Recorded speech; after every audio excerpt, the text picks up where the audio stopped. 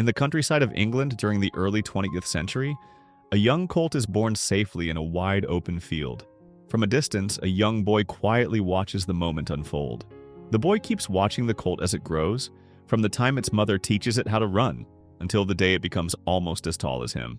The colt has a white mark on its forehead, and for Albie, watching an animal grow from birth feels truly amazing. Eventually, the horses are taken to an auction market to be sold. The young colt struggles to leave its mother behind, kicking and resisting the people trying to control it. But that wild behavior catches the eye of a farmer named Ted, who has come there looking for a horse to plow his field. For farm work, Ted actually needs a calm and steady horse, not a stubborn young one like this. But Ted does not care. To him, this colt is too special to ignore. So when the auction begins, he keeps raising his bid, even when he has to compete against his own landlord. In the end, Ted wins the horse for a price far higher than it should have been.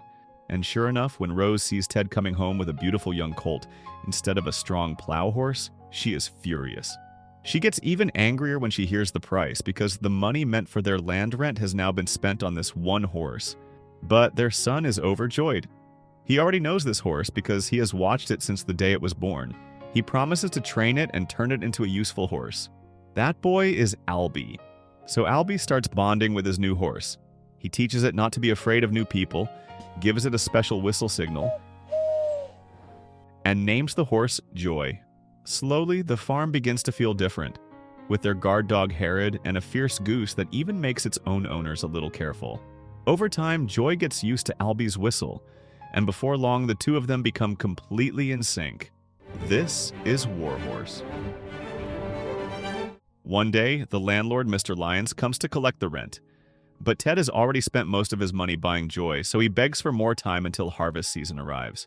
He promises to pay everything back, including the interest. Still, Mr. Lyons has his doubts. The land Ted rents is rocky and difficult to farm, and the horse he bought looks more like a show horse than a working animal. Ted's entire family, including Albie, pleads for another chance. In the end, Mr. Lyons gives them one growing season. If they fail, he plans to take back both the land and the horse. After the landlord leaves with his men, Ted feels completely cornered. He storms into the stable and tries forcing a plow harness onto Joy, but the young horse becomes frightened and refuses to wear it. Angry and overwhelmed, Ted starts believing the horse is useless, and in desperation he even grabs a rifle with the intention of putting Joy down. Thankfully, Albie stops him just in time. He promises that he can train Joy to work the fields properly. The next morning, Albie begins turning Joy into a farm horse. Unlike Ted, who tried to rush everything, Albie takes a gentler approach. Slowly and carefully, he helps Joy get comfortable with the harness piece by piece before finally placing it over his head. Soon, the two of them step out toward the field. A difficult task is waiting for them, turning a rocky patch of land into farmland for cabbage and peppers. Before long, people from the village start gathering to watch, including Mr. Lyons himself. Some are hoping to witness a miracle, while others are waiting to see Albie fail so the landlord can finally seize the farm. On the first attempt, Joy immediately pulls the plow forward, but the hard ground refuses to break. Albie tries again and again, only to get the same result. Good lad, now walk on. Good boy. Come on, come on, keep it straight then. Walk on. Look, the plow hasn't even cut yet. After repeated failures, the crowd slowly loses hope, and eventually everyone disperses when heavy rain suddenly pours down. At that point, most people believe Albie and Joy have failed. Mr. Lyons is already thinking about taking back the land once October arrives, but something unexpected has happened. The plow had managed to crack open part of the rocky surface, and now the rainwater can finally soak directly into the soil underneath. The once dry ground suddenly turns soft and muddy. Even in the middle of the rain, Albie keeps pushing forward, trying to get Joy to plow through the softened ground.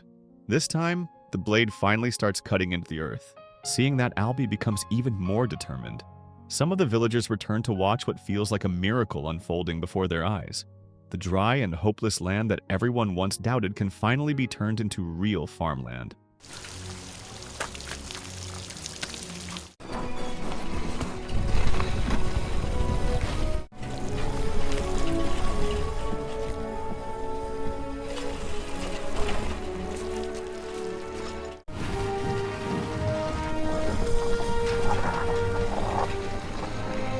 As As time passes, crops begin growing across the field, and before long they are nearly ready for harvest. Joy has also grown much bigger by now, and he is finally old enough to be ridden. Strong, healthy, and full of spirit, Joy turns into an energetic horse with incredible speed. He can even keep up with a moving car in a race. But just when things finally seem to be getting better, disaster strikes again. Heavy rain pours over the area, destroying the family's crops right before harvest season. Their fields are washed away, and for Albie's family it becomes a complete nightmare, especially with the rent deadline getting closer. At the same time, World War I officially begins.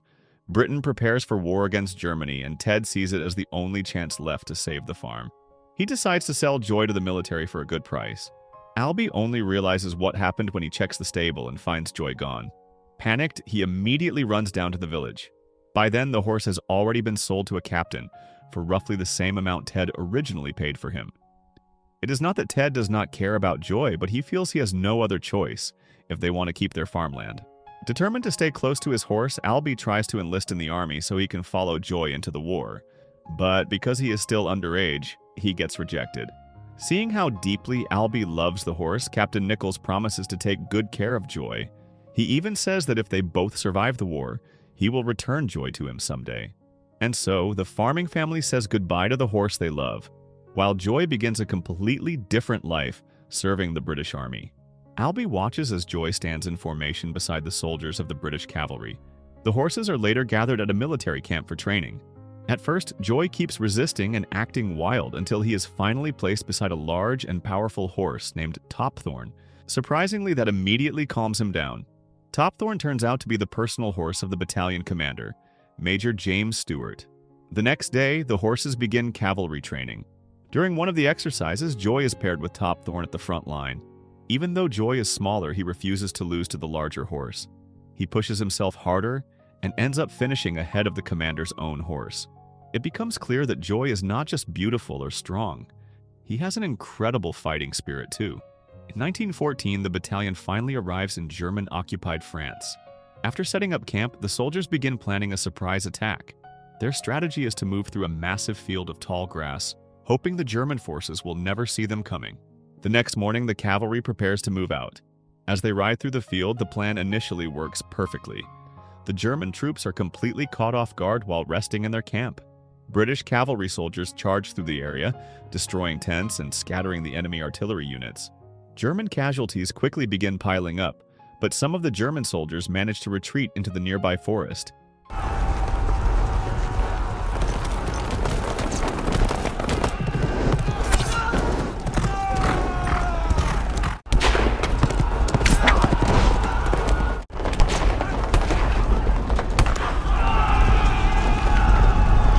And hidden there, they have already prepared a deadly trap.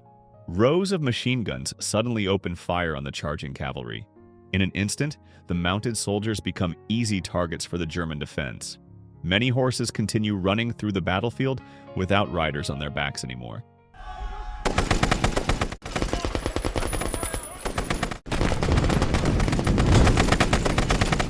Captain Nichols is killed during the attack, forcing Joy to flee deep into the forest without any direction. The British cavalry is completely wiped out in the battle. After the fighting ends, German troops move in to clear the battlefield and gather the surviving horses. Joy eventually returns after sensing the presence of Topthorn nearby. The sight of the two strong horses catches the attention of a German soldier named Gunther. While most of the captured horses are assigned to pull artillery weapons, Gunther chooses Joy and Topthorn for medical duty instead. The two horses are used to pull wagons carrying wounded soldiers to treatment tents. And just like that, the former British cavalry horses end up serving the German army, at least temporarily staying away from the front lines. Gunther and his younger brother Michael work together as medical assistants. Their job is to transport injured soldiers away from the battlefield. One day, German command orders the troops to move toward the front line, because another British attack is expected soon. Gunther is told to stay behind and watch the horses, while Michael is ordered to join the advancing soldiers. The officers believe one man is enough to guard the animals. Gunther becomes deeply worried about his younger brother. Michael is still underage, and Gunther had promised their parents he would protect him no matter what. But Michael is still young and naive, and instead of being afraid, he seems excited to join the fighting. As the German troops march away, Gunther cannot stop thinking about his brother's safety. Finally, he decides to act. He prepares Joy and Topthorn, rides after the marching soldiers, pulls Michael out of formation, and escapes together with him, abandoning their unit behind. By evening, Gunther and Michael arrive at an old windmill and decide to rest there for the night. Gunther plans to continue their escape the next morning and head toward Italy. But during the night, the sound of approaching vehicles suddenly wakes them up. German soldiers have tracked them down. The two brothers are captured, and because they are considered traitors for deserting the army, they are executed on the spot. Afterward, the German troops leave, abandoning Joy and Topthorn inside the windmill. The next morning, a young girl enters the building and is shocked to find the two horses still there. The windmill turns out to be located near the home of an elderly man who makes strawberry jam. The girl's name is Emily, and she lives there alone with her grandfather after losing both of her parents. From inside the house, they can often hear distant gunfire getting closer and closer, but her grandfather always tries to calm her fears and pretend everything is normal. That is when Emily tells him about the horses she found in the windmill. The old man immediately realizes that such magnificent horses must belong to somebody. He tells Emily they should let the animals go, but Emily has already fallen in love with them. Without hesitation, she decides they are her horses now. From then on, Emily takes care of Joy and Topthorn every day. She especially loves Joy, and even starts training him to jump like an Olympic horse. Out of the two horses, Joy quickly becomes her favorite. Even though her grandfather worries about the situation, he cannot bring himself to stop her. As long as his fragile granddaughter stays safe, he is simply happy seeing her smile again. But one day, while they are outside playing with the horses, a group of German soldiers suddenly approaches the property. The grandfather immediately tells Emily to hide the horses while he deals with the soldiers himself. The troops are there looking for food. They jump off their trucks and begin taking everything they can find. Crops from the garden are stolen for military rations, and even the items inside the house are looted. The hungry soldiers also confiscate the grandfather's strawberry stock that he had planned to sell. Thankfully, they never discover the horses. Emily has hidden Joy and Topthorn upstairs inside her bedroom. Before leaving, the German commander warns that they will return again after the season changes, and the old man must prepare more food supplies by then. Not wanting to see his granddaughter sad, the grandfather later gives Emily an old horse saddle that once belonged to her mother. By doing that, he is finally allowing her to ride the horse. The saddle is placed onto Joy's back, and Emily happily climbs on. Her grandfather reminds her to take it slow and be careful, but Emily is still just a child, and before long she pushes Joy into a fast run toward the hills. After waiting for quite some time, Grandfather Bonnard realizes she has not come back yet. He starts getting worried, and suddenly Topthorn breaks free from his grip and runs off, searching for Joy. The old man quickly follows them up the hill. From the other side, he sees Emily in the distance being chased by German soldiers. The troops capture her so they can take Joy away from her. And just like that, the two magnificent horses fall back into German hands once again. Grandfather Bonnard can do nothing to stop them, no matter how desperately he pleads. The short happiness Emily shared with the horses comes to an end. She is forced to lose the animals she loves because they are being sent back to the battlefield. The German commander later hands Joy and Topthorn over to a man named Hagelmann, the officer responsible for caring for the horses. Unlike many soldiers, Hagelmann truly loves horses, and the moment he sees Joy, he is immediately impressed. He cannot help feeling sorry for such a beautiful animal being dragged deeper into war. In this division, horses are used to haul massive artillery weapons up steep hills. Several horses are already struggling with the heavy work, and eventually one of them collapses from exhaustion. Without hesitation, the commander puts the horse down and orders Hagelmann to bring a replacement immediately. At first, the commander wants Topthorn because he is the biggest and strongest, but Topthorn is already suffering from leg problems, so Joy ends up taking his place instead. The horses are then forced to pull enormous artillery cannons up the hill so German forces can bombard the Allied troops from above. The climb is exhausting, but eventually the horses manage to drag the massive weapons all the way to the top. Afterward, the horses are finally released from their harnesses to rest while German soldiers begin firing artillery shells across the battlefield. And on the opposite side of that battlefield is Albie, who by now has finally become a soldier himself. It is now 1918, and Albie is stationed in France among the Allied trenches. He serves alongside Andrew, his childhood friend from the village, and David, the son of Mr. Lyons, who now works as an assistant to the commanding officer. The troops are preparing to climb out of the trenches and launch a direct assault.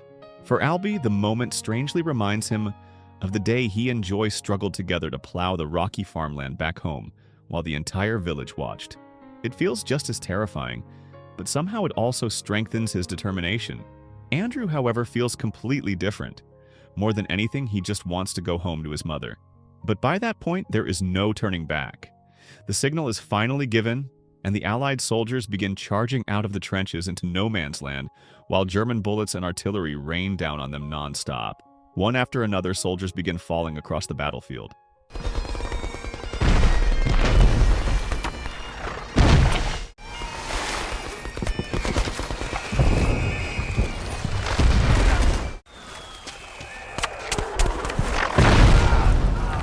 Albie manages to survive the assault and gets closer and closer to the enemy trenches. Along the way, he even helps David after his leg is hit by gunfire. Meanwhile, while his friends are already fighting on the front line, Andrew remains frozen inside the trench, struggling to gather the courage to move. Eventually, another soldier catches him hiding there. Embarrassed and ashamed, Andrew finally forces himself to climb out and run after his friends. Andrew sprints across the battlefield non-stop. Somehow, he manages to avoid the bullets and eventually reaches Albie's position. At that moment, Albie is trying to destroy one remaining enemy machine gun nest, but he is trapped and cannot move. Luckily, Andrew's frantic running ends up distracting the enemy soldiers long enough for Albie to throw a grenade and destroy the machine gun. With that, the Allied troops finally capture the enemy trench, and the two friends reunite in the middle of the battlefield. As they move through the trench checking the area, the Germans suddenly launch an unexpected gas attack right beside them. At the same time, the German army has already begun retreating, and Joy and Topthorn are moving along with the withdrawing troops. By now, Topthorn's condition has become much worse. Hagelman, the horse caretaker who truly cares about the animals, ignores orders to keep moving. Feeling sorry for Topthorn, he stops to let the exhausted horse rest. But the horse's condition is already too severe. Topthorn finally collapses and quietly closes his eyes for the last time. Just then, panic suddenly spreads through the German troops. Allied tanks are advancing toward them, forcing the soldiers to retreat in chaos. Hagelman is dragged away by other troops, leaving the horses behind. Now completely alone, Joy suddenly sees a tank approaching nearby. Terrified, the horse panics and begins running wildly across the battlefield. Joy races through another German trench area and keeps running without any direction at all. Eventually, he charges straight into no man's land, crashing through everything in his path while desperately searching for someone familiar. But his escape suddenly comes to an end when he slams into a massive line of barbed wire, separating the German and British sides. Joy becomes tangled and trapped in the sharp wire, unable to move at all. By sunrise, soldiers on both sides return to their positions. A British soldier scanning the battlefield notices what looks like an animal lying motionless in no man's land. At first, he thinks it might be a cow, but after looking closer, he realizes it is actually a horse. The German soldiers on the opposite side notice it too. They study the figure through their scopes and come to the same conclusion. In the end, both sides agree to a temporary ceasefire. Soldiers from the opposing armies carefully walk into no man's land together and work side by side to free Joy from the tangled barbed wire. I thought perhaps you might need these for the barbed wire.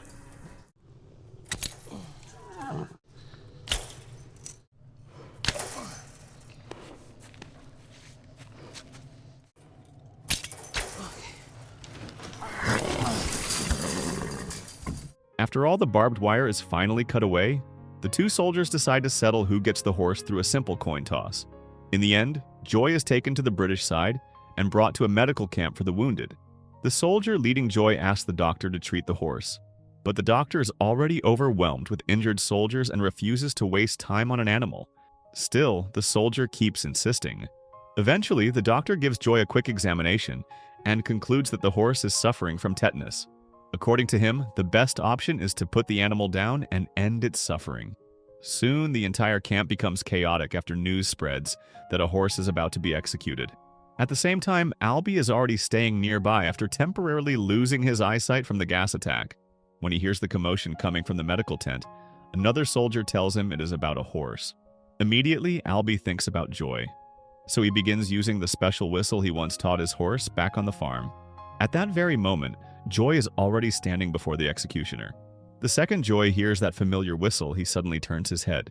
The sound comes again and again, leaving everyone around confused.